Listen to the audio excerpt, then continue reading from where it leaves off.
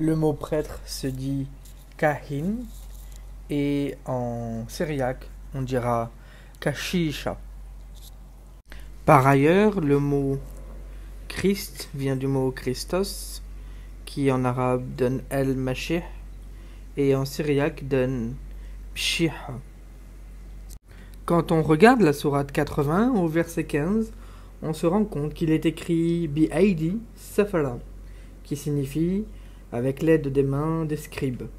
C'est assez intéressant et interloquant parce que le mot Safratin, la racine SFR, ne donne normalement pas le mot scribe. Par ailleurs, si vous regardez la langue arabe, le mot scribe se dit avec la racine kataba, al-kutab pour les scribes. Mais quand on regarde en syriaque, la racine c'est SPR, soupiri, qui signifie les scribes. Par ailleurs, si on reprend la racine en arabe pour safara, on se rend compte qu'il y a le S, le F et le R, pour dire donc les scribes. Et si vous prenez en syriaque, eh bien c'est la même chose. Vous avez le S, puis le P et le R. Il y a une différence entre ces mots, c'est le P, le soupiri, et on a en arabe le Fa qui fait la différence.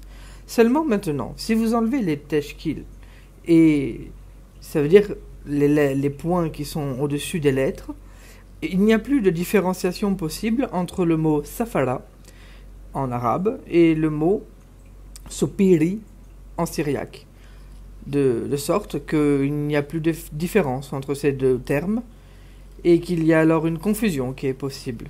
Cette confusion que l'on pourrait faire entre le syriaque et l'arabe sans les tashkil se retrouve également dans un mot très important, le mot résurrection, el-qiyama. En syriaque, on dira qiyamta.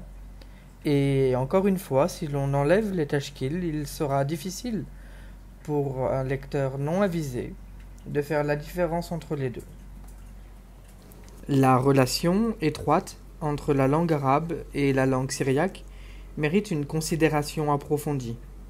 Historiquement, il est à noter que, selon les traditions islamiques bien sûr, les premiers musulmans qui ont reçu la révélation étaient illettrés, ce qui bien sûr peut paraître surprenant étant donné la nature nomade et commerçante des Bédouins.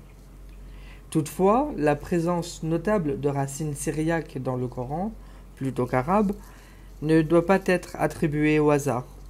Elle suggère plutôt une continuité avec une communauté antérieure qui utilisait déjà le syriaque.